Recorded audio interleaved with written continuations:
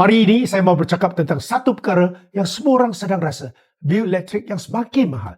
Ramai rakyat, peniaga kecil, restoran, bengkel, kilang dan industri di Johor bertanya soalan yang sama.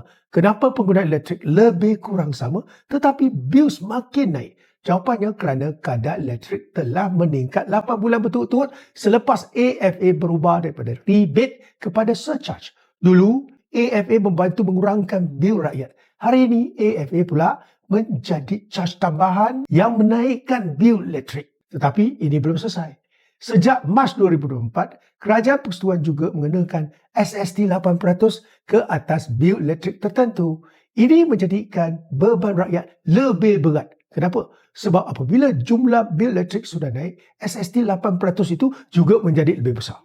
Kalau bil RM200, SST 8% ialah RM16. Kalau bil naik kepada RM400, SST sudah menjadi RM32. Kalau bil peniaga RM1,000, SST saja sudah RM80. Maksudnya, apabila kadar elektrik naik, cukai pun ikut naik. Rakyat kena 2 kali, peniaga kena 2 kali. Akhirnya, kos ini boleh menyebabkan harga barang dan perkhidmatan turut naik.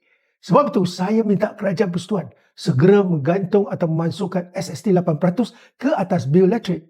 Pada masa yang sama, Kerajaan Persekutuan juga mesti menjawab satu lagi isu besar. Penyata kewangan TNB tahun 2025 lepas menunjukkan pelarasan sekitar RM10.6 bilion berkaitan tuntutan cukai tambahan. Saya minta Kerajaan Persekutuan berterus terang. Saya dah pernah bangkit dalam Parlimen sebelum ini. Adakah benar TNB dikenakan tuntutan cukai tambahan RM10.6 bilion pada tahun 2025 lepas? Kalau benar, mengapa jumlah sebesar ini dikenakan kepada syarikat utiliti utama negara? Dan paling penting, adakah tuntutan RM10.6 bilion ini menjadi salah satu sebab mengapa bil elektrik rakyat dan peniaga semakin mahal? Jangan diam-diam kutip cukai daripada TNB, kemudian rakyat pula terpaksa menanggung melalui bil elektrik yang lebih tinggi. TNB bukan syarikat biasa. TNB turut dimiliki oleh institusi rakyat seperti KWSP, PNB, Tabung Haji dan KUAP.